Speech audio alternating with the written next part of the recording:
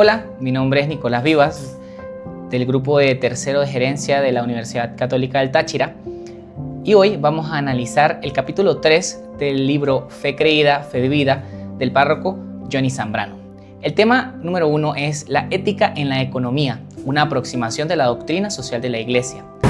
Buenos días, en breve les voy a dar una introducción del capítulo 3 de este libro que estaremos analizando en esta oportunidad.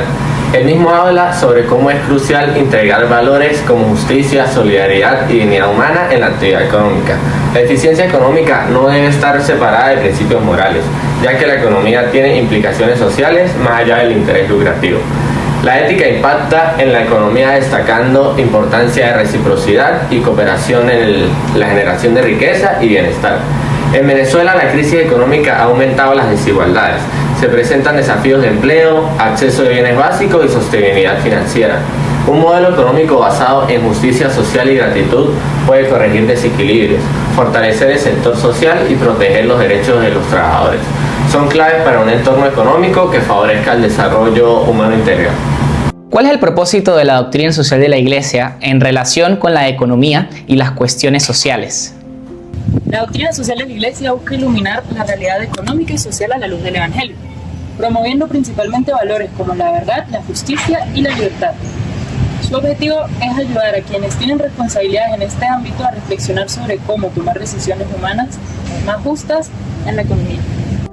¿Cómo se relacionan la ética y la eficiencia económica en el contexto de la doctrina social de la Iglesia? Tiende a ser bastante común que cuando se habla de aplicar principios éticos como el respeto de los valores y de los derechos humanos de la persona, su fe, sus religiones o incluso el desarrollo de actividades sociales propiciado por la empresa, las personas opinen o piensen que esta aplicación de estos principios puedan generar que haya una disminución en la producción y en la eficiencia de las empresas o de los procesos productivos. Pero la doctrina social de la Iglesia nos enseña que realmente esto no es así y que siendo bien aplicados los principios éticos a la economía se puede aumentar incluso la eficiencia, además de mejorar los climas laborales, los mercados y tomar al ser humano como el centro de toda actividad económica y su desarrollo e integración en la misma. ¿Por qué es importante no considerar al ser humano únicamente desde su valor económico según la perspectiva de la doctrina social de la Iglesia? Siguiendo con este tema, es fundamental entender por qué no se puede considerar al ser humano solo desde su valor económico. Desde la perspectiva de la doctrina social de la Iglesia, reducir a la persona a su productividad o solo su capacidad de generar riquezas es un error. El ser humano es mucho más que un factor económico o de producción. Tiene dignidad, valores y derechos los cuales se deben respetar. La economía debe estar al servicio de la persona y no al revés. Por esto es esencial que en el ámbito económico se promueva el respeto por la dignidad humana y no solo por el beneficio material. ¿Qué tipos de relaciones se pueden fomentar en la actividad económica para promover la dignidad humana? La doctrina social de la Iglesia nos invita a desarrollar relaciones auténticamente humanas en la economía basadas en la amistad, la solidaridad, la sociabilidad y la reciprocidad.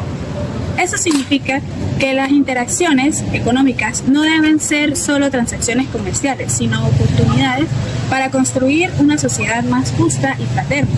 Al fomentar estos valores, en la economía logramos una convivencia más humana y equitativa. A continuación, vamos a hablar del tema número 3. ¿Qué dificulta la vivencia ética en la vida económica?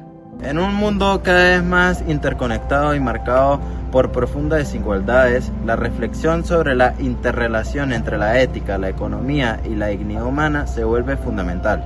Este análisis no solo aborda las dinámicas económicas que rigen nuestras sociedades, sino que también pone en manifiesto las necesidades de integrar propósitos éticos en la toma de decisiones económicas, al considerar aspectos como la desigualdad y la explotación. Se hace evidente las decisiones económicas que tienen repercusiones morales y sociales significativas, así como se plantea la urgencia de la orientación, la actividad económica hacia el bien común, promoviendo un desarrollo integral que respete los derechos humanos y dignifique el trabajo. En este contexto, la crítica al economicismo y la explotación de alternativas que prioricen el bienestar humano se convierten en elementos centrales para la construcción de una sociedad más justa y solidaria. En este punto busca profundizar estos temas, resaltando la importancia de un enfoque ético en la economía como el camino hacia un futuro más equitativo. ¿Cuáles son los principios éticos necesarios para la economía?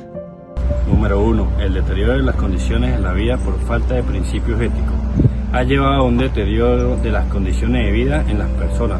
Esto manifiesta un aumento y una disminución del respeto y la dignidad humana. Número 2. El abuso de instrumentos económicos, la ausencia de la ética, ha permitido el abuso de las herramientas prácticas de la economía que perjudican a las personas, lo que a su vez agrava el problema social y económico. Esto incluye la explotación de los recursos y la manipulación de sistemas económicos que benefician a unos pocos, enfoque de la eficiencia y la utilidad, la priorización de la eficiencia de la economía en la búsqueda del lucro encima del bienestar humano han llevado a una visión reducida del ser humano, donde se valora únicamente la capacidad económica y se ignora la complejidad de las relaciones de los seres humanos. Otra sería la desigualdad y explotación. Como podemos ver en el texto, afirma que el sistema económico deja, desde su punto de vista ético, puede perjudicar las desigualdades sociales y la explotación humana. La lucha contra la injusticia en el imperio moral, daño en la casa común, afecta a los individuos, sino también perjudica el medio ambiente y el bienestar colectivo, la explotación irresponsable de los recursos que contribuyen al daño ambiental y a la degradación del entorno en que vivimos. ¿Qué consecuencias ha tenido la ausencia de la ética en la vida económica actual? La primera sería una ética en la economía, a través de la transparencia y la responsabilidad. Hay que fomentar la transparencia en las prácticas económicas y responsabilizar a las empresas y a los individuos por sus acciones. Esto implica no solo la observancia de las leyes, sino también el compromiso con los valores éticos que promuevan la justicia y la dignidad humana. La segunda sería la priorización del bien común. Esto se hace a través de la lógica del don y la gratuidad. Aquí hay que implementar a la economía la lógica del don y la gratuidad, donde no todo se mide por la eficiencia económica o el lucro, sino también por el aporte al bien común. Esto se puede incluir a la creación de sistemas de apoyo mutuo y solidaridad dentro del mercado. La tercera sería la reforma del sistema financiero, donde hay que incluir al tercer sector. Aquí hay que promover una participación social en el sistema financiero y del mercado, no solo para la generación de la riqueza, sino también para la redistribución y el bienestar social. Y la cuarta y última sería el desarrollo integral. Aquí hay que implementar una dimensión humana y espiritual, donde hay que apoyar el desarrollo humano en todas sus dimensiones y no solo en lo económico, sino que también en lo espiritual, cultural y social. Esto implica políticas que combatan la pobreza, la exclusión y promuevan la dignidad humana. ¿Cómo se relaciona la propuesta de fraternidad universal con la justicia social y el bien común, según el magisterio del Papa Francisco? Para el Papa Francisco, la fraternidad universal, la justicia social y el bien común están relacionadas en sentido que son aspiraciones que deben guiar a la humanidad hacia el desarrollo integral y la paz. La fraternidad universal es el sueño de Jesús y el fundamento de nuestra humanidad. Se construye con respeto, justicia y reconciliación. La justicia social es una aspiración que debe instalarse en la sociedad. La justicia social tiene que ser promovida por personas que tienen hambre y sed de justicia. No se instala con teorías socialistas, sino con el Evangelio. El bien común. El bien común es una aspiración que se logra a través de la fraternidad universal y la justicia social. El bien común se logra a través de la solidaridad de unos con los otros. A continuación vamos a hablar del punto número 4. ¿Cómo afrontar los desafíos de la cuestión económica? ¿Qué papel se sugiere que debe jugar el tercer sector en la economía social? Basándonos en la información del capítulo 3 del libro, se puede decir que el tercer sector debe jugar un papel importante en la economía social, promoviendo la colaboración y la ayuda mutua. Es necesario fomentar un sistema financiero y de mercado que, además de apoyar a la empresa privada, también se interese por la organización de sectores sociales y empresas con fines diversos.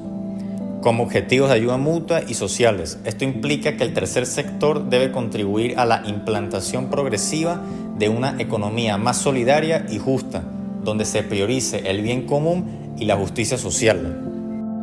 ¿Por qué se considera que la separación entre economía y ética no tiene sentido en la vida humana? La separación entre economía y ética no tiene sentido en la vida humana porque la actividad económica está intrínsecamente ligada a la dignidad y al bienestar de las personas. El libro nos señala que la economía no puede ser considerada únicamente desde criterios de eficiencia y utilidad, ya que esto lleva a la explotación y a la desigualdad. La ética es fundamental para garantizar que la actividad económica respete la dignidad humana, promueva la justicia social y contribuya al bien común. La separación entre ambas puede llevar a prácticas económicas inhumanas o antisociales, que no consideran el impacto en las personas y en la sociedad. ¿Cuáles son las consecuencias de separar la gestión económica de la acción política? Separar la gestión económica de la acción política puede llevar a graves desequilibrios sociales y económicos. El capítulo 3 del libro menciona que la economía no puede estar fuera de la vida humana y que la actividad económica debe estar guiada por principios éticos y de justicia. Si la gestión económica se separa de la acción política, se corre el riesgo de las decisiones económicas no tengan en cuenta el bien común, lo que puede resultar en desigualdades, pobreza y exclusión social. Además, esta separación puede fomentar un sistema económico que priorice el lucro sobre las necesidades humanas, lo que es contrario al desarrollo integral y a la justicia social. A continuación vamos a hablar del tema número 5. ¿En qué se basa un desarrollo integral? ¿Cuáles son las dimensiones del desarrollo humano y qué obstáculos se enfrentan actualmente para lograr un verdadero desarrollo integral? El espiritual, conexión con valores trascendentales y el sentido de la vida. Humano, crecimiento personal y desarrollo de capacidades. Cultural, la expresión artística y la valoración del patrimonio cultural. Política, se relaciona con la participación ciudadana y el ejercicio de los derechos políticos. Social, creación de vínculos sociales y la construcción de relaciones justas. Económico, acceso a recursos económicos y la posibilidad de llevar una vida digna. Los obstáculos para el desarrollo integral. Pobreza y exclusión. La falta de acceso a recursos básicos y la marginización social impiden el desarrollo de las capacidades humanas y limitan las oportunidades. Contexto de una sociedad técnica. La excesiva dependencia de una tecnología y la priorización de la eficiencia pueden deshumanizar las relaciones y reducir el valor del ser humano. Sentido insolidario. La falta de empatía y compromiso con los demás dificulta la construcción de una sociedad justa y solidaria. Lucro. La priorización de la ganancia económica por encima del bien común puede generar las desigualdades y explotación. Violencia. La violencia en todas sus formas, física, psicológica, económica, impide el desarrollo integral de las personas. ¿Qué factores pueden promover un desarrollo integral auténtico en la sociedad? Para lograr un desarrollo integral auténtico es necesario, como sociedad, enfocarnos en algunos aspectos clave, siendo el primero, tener un sistema económico que se trate de priorizar el bienestar y dignidad de las personas, A su vez, como segundo punto, es fundamental que los trabajos que existen en esta sociedad se traten de priorizar el ser humano, su dignidad, por sobre el lucro.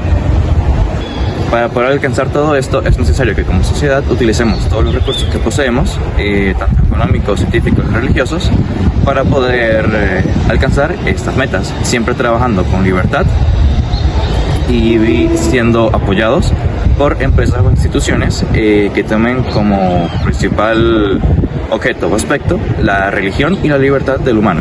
¿Cómo se describe la relación entre la globalización y la concentración de poder y riqueza? ¿Y cuáles son sus efectos en la desigualdad y la pobreza? Según la doctrina social de la Iglesia, la globalización tiende a concentrar riqueza y poder, incluyendo información y talento, excluyendo a muchos y aumentando la desigualdad. Esta visión economista del desarrollo es insuficiente. Se propone la idea de una economía solidaria que priorice a los pobres, buscando un desarrollo integral que valore lo espiritual, lo humano, cultural, social y económico. Es crucial recordar que el verdadero desarrollo debe ser de todo el hombre y de todos los hombres, enfocándonos en ser más y en lugar de solo tener. ¿Qué aspectos nucleares se proponen para definir el progreso humano y cómo contrasta con el desarrollo económico? La perspectiva economista no puede ser la única por la que nos debemos guiar al momento de medir el desarrollo humano. Sí, esta concepción es importante, claro, pero más importante o va más allá de ello la parte de la vocación y de la responsabilidad, que son los verdaderos fundamentos por los cuales podemos medir el desarrollo integral en todas las áreas de una persona. ¿Qué quiere decir esto? La parte espiritual, la parte humana, la parte física, la parte mental. Todas esas áreas y muchas más que, bueno, son las que miden el desarrollo humano desde ese punto de vista. Y partimos desde la frase de decir, no es el hecho de tener más, sino es el hecho de ser más. ¿Qué quiere decir esto? Que las personas y su desarrollo no se pueden medir en base a sus beneficios económicos o en base al dinero que tengan, sino en base a su forma de ser, a su espíritu y a lo que transmiten hacia la sociedad. A continuación vamos a hablar del tema número 6. ¿En qué medida el trabajo dignifica al ser humano? ¿Cuál es el valor del trabajo y cómo se relaciona con la dignidad del ser humano? El valor del trabajo reside en que es desempeñado por una sola persona. Su sentido subjetivo confiere su peculiar dignidad, tomando en cuenta la identidad, sus habilidades y sus aspiraciones, ya que cada individuo tiene una perspectiva única en sus emociones y sus experiencias laborales, lo cual hace que esto vaya mucho más allá de una simple obligación. ¿Qué cambios en el mundo del trabajo son consecuencias de la globalización y la innovación tecnológica? ¿Y por qué es importante reflexionar sobre ellos? El mundo se encuentra sometido a un profundo cambio en cuanto a organización y procesos se refiere, lo que requiere una profunda acción ética y por supuesto una reflexión respecto a cómo el trabajo dignifica a la persona, puesto que aspectos como la automatización y la inteligencia artificial convierten trabajos humanos en obsoletos, haciendo que se beneficie una sola persona que no vela por el bien común de aquellas que se quedan sin trabajo alguno. Por ello, es necesario considerar hasta qué punto el trabajo contribuye a la realización profesional, personal, familiar y social, de manera que los cambios sean sanos y provechosos con la visión en el futuro. ¿De qué manera el trabajo influye en el desarrollo cultural y moral de las personas y la sociedad? El trabajo, siendo un factor de realización, condiciona el desarrollo cultural y moral de las familias y la sociedad. Este juega un papel fundamental en la identidad y el sentido de pertenencia y el desarrollo de las habilidades. Por tanto, es necesario motivar de manera creativa y responsable las innovaciones laborales, de manera que éstas contribuyan con el desarrollo y el crecimiento de las personas, la familia y la sociedad, fomentando los lazos sociales, la interacción social y el bienestar social, colocando el trabajo como un motor que impacta tanto a nivel individual como a nivel colectivo. ¿Qué papel juega el trabajo en la garantía de la dignidad y la libertad del ser humano? El desempeño del trabajo es la principal clave de la cuestión social. El trabajo contribuye a la autoorganización para la estabilidad económica. Por lo tanto, las personas buscan un trabajo estable para poder tomar decisiones libremente hacia su vida y su familia en un futuro. Esto también permite que pueda lograr una estabilidad económica tanto para la sociedad y comunidad. A continuación, vamos a hablar del tema número 7. ¿Cuáles son las dimensiones del trabajo humano? ¿Cuáles son las principales dimensiones del trabajo humano? Tenemos 6 dimensiones principales. En primer lugar, tenemos lo personal y lo subjetivo. Esto quiere decir que cada experiencia es individual. Las personas toman en cuenta sus perspectivas y sus vivencias para crear algo completamente único. Luego tenemos la colaboración con Dios. Quiere decir que al trabajar pasamos a ser colaboradores directos con la obra de Dios, promoviendo así un propósito mayor y trascendental. Luego tenemos la actividad libre y la creatividad. Esto quiere decir que el trabajo no solamente se limita a cumplir funciones específicas, sino que crea un espacio de libertad y de expresión que permite a las personas innovar y a su vez expresarse.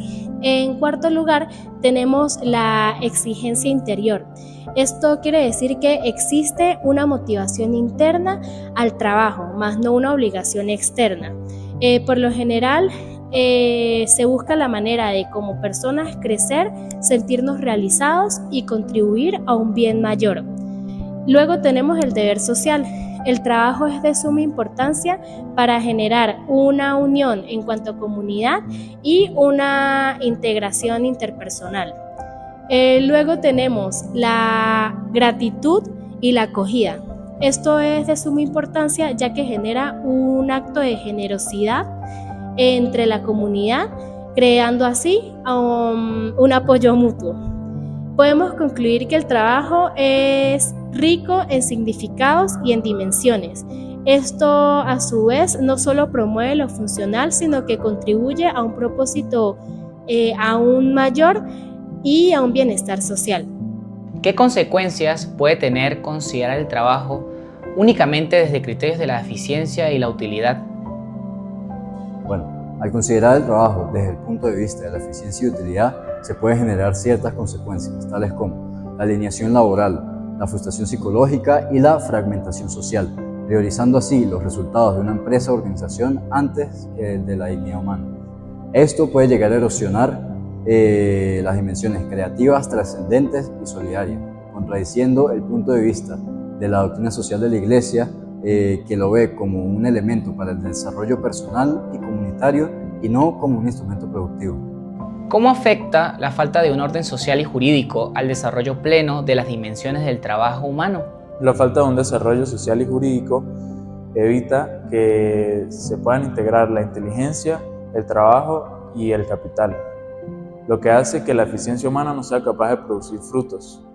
Y en algunas ocasiones el hombre no se sienta realizado integralmente, lo que puede producir que se sienta frustración psicológica y personal. ¿Qué problemas pueden surgir de la fragmentación física del ciclo productivo en el contexto laboral de la actualidad? De no lograrse esta integración, se produce una frustración tanto personal como psicológica a partir de experiencias laborales alienantes e inhumanas, que conllevan al desempleo o a la falta de ofertas dignas de trabajo. Esta realidad lleva a una nueva reorganización, creando la fragmentación física del ciclo productivo, impulsada por el afán de conseguir una mayor eficiencia y beneficios. A continuación vamos a hablar del tema número 8, cómo presentar una respuesta que verdaderamente dignifique el trabajo. ¿Cuáles son los principios materialistas y economicistas que se deben eliminar para dignificar el trabajo?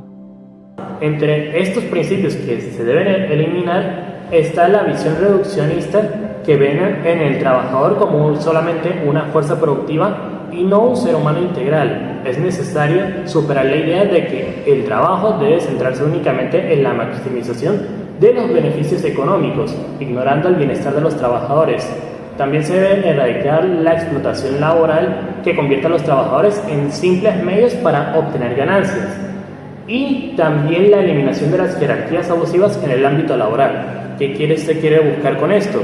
Buscar la eliminación de estos principios y darle una visión más humana y digna para la gente, para los trabajos, y conseguir un beneficio más justo y humano.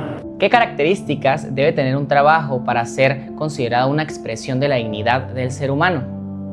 Primero que todo, el trabajo tiene que ser una herramienta fundamental para el desarrollo integral del trabajador, en este caso del ser humano.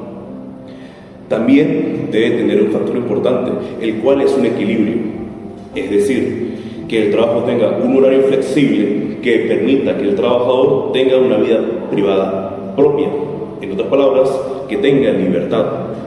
También otra característica fundamental es que el trabajo permita que el trabajador pueda satisfacer sus necesidades económicas y sociales básicas.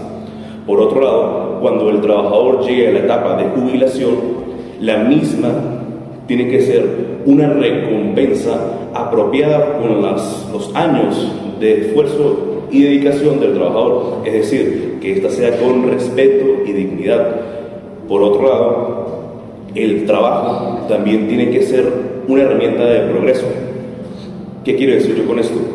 Que sea o que permita el progreso tanto para el trabajador como para la sociedad, buscando el progreso o el bien común. También, por otro lado, el trabajador debe merecer respeto, es decir, no puede existir ningún tipo de discriminación. ¿Por qué es importante tutelar el trabajo y reconocer los derechos y deberes del trabajador? En primer lugar, hay que recordar que el trabajo es una cuestión social. Es una acción que emana de la inteligencia y de la voluntad del ser humano. Al mismo tiempo, el trabajo permite que las sociedades se desarrollen y ayuda al sustento de las familias y al sustento propio.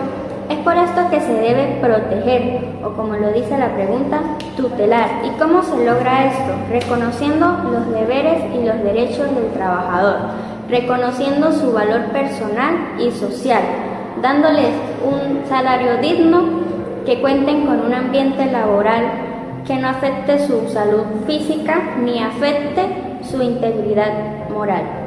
¿Cómo se relaciona la formación humana y técnica con la creación de oportunidades de trabajo? La formación humana y técnica está estrechamente relacionada con las nuevas oportunidades de trabajo. Impulsar esta formación le permite a los individuos adquirir habilidades específicas en un mercado laboral en constante cambio.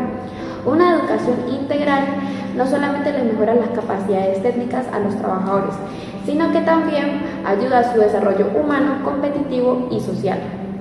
En la práctica, una buena formación técnica abre puertas en sectores que demandan habilidades específicas, aumentando las oportunidades de empleo. Asimismo, la formación humana se enfoca en el desarrollo de competencias blandas, como lo que es la comunicación y el trabajo en equipo. Esto no solamente contribuye a una fuerza laboral más preparada, sino que a su vez también ayuda a un ambiente laboral más inclusivo y equitativo, factores importantes en el desarrollo económico y social. Por lo tanto, la relación entre la formación y el empleo es bidireccional, porque una educación adecuada aumenta la empleabilidad y a su vez responde a las necesidades del mercado laboral. Por último, vamos a hablar del tema número 9, el cual está centrado un poco más en la aplicabilidad de lo que nos habló este capítulo en el Táchira. ¿Cuál es el propósito de la doctrina social de la Iglesia en relación con la economía y las cuestiones sociales en el Estado Táchira? En Táchira, la doctrina social de la Iglesia impulsa relaciones económicas basadas en la amistad, la solidaridad, la sociabilidad y la reciprocidad.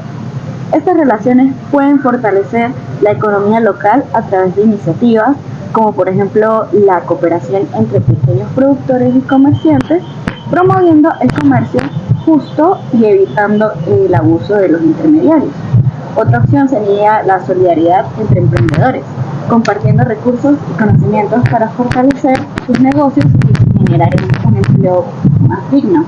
Otro, la sociabilidad en las comunidades, fomentando el apoyo mutuo y la organización de redes de ayuda económica, especialmente en sectores más golpeados por la crisis.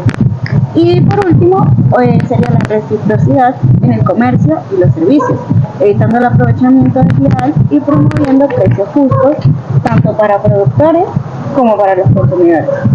Entonces, en un estado con tantas dificultades económicas y sociales, fomentar estas relaciones puede ayudar a construir una economía mucho más humana y solidaria, donde el desarrollo no se basa solo en la acumulación de riquezas, sino en el bienestar común. ¿Cómo se relacionan la ética y la eficiencia económica en el contexto de la doctrina social de la Iglesia en Táchira? La crisis económica en Venezuela ha obligado a muchos tachirenses a buscar nuevas formas de sustento, desde el comercio informal hasta el emprendimiento. En este contexto, la doctrina social de la Iglesia sostiene que es posible ser económicamente eficiente sin abandonar la ética.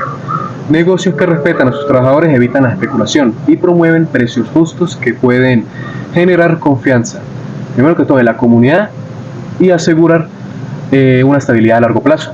La ética en los negocios también puede ayudar a combatir problemas como el contrabando y la corrupción. Estos factores afectan el desarrollo económico del Estado, por ende es que empresas y emprendimientos que operan con principios morales sólidos pueden contribuir a una economía más sostenible y equitativa. ¿Por qué es importante no considerar al ser humano únicamente desde su valor económico en Táchira, según la doctrina social de la Iglesia. En un contexto donde la crisis ha llevado a muchas personas a situaciones de extrema necesidad, es fundamental recordar que la dignidad humana está por encima del valor económico. Por otra parte, muchas familias en Táchira han tenido que migrar o depender únicamente de las remesas enviadas desde el exterior. Otro factor importante para esto es el desempleo, que ha golpeado duramente a muchos sectores económicos. La doctrina social de la Iglesia nos recuerda que la economía debe estar al servicio del ser humano y no al revés. No se puede medir a una persona solo por su capacidad de generar ingresos o ganancias, sino por su dignidad y sus derechos intrínsecos.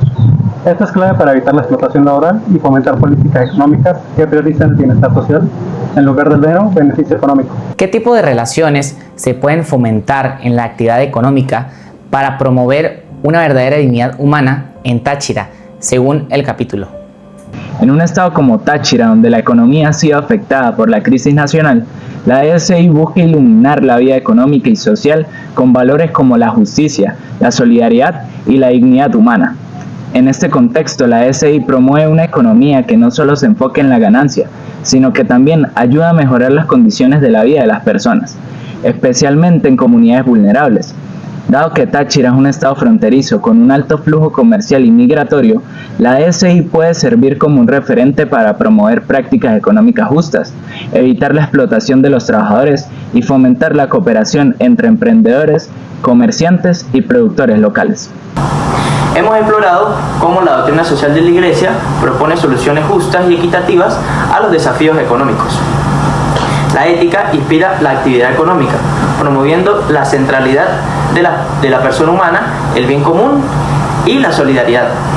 Identificamos obstáculos como la primacía del lucro y la exclusión social que dificultan la vivencia ética en la economía. Para superar estos desafíos, proponemos un enfoque integral de desarrollo que embarca todas las dimensiones de la vida humana. La aplicación de estos principios en Venezuela es crucial. Una economía ética puede ayudar a superar la crisis actual. Formar líderes empresariales y políticos como una sólida base ética es fundamental para una economía justa y equitativa. Muchas gracias.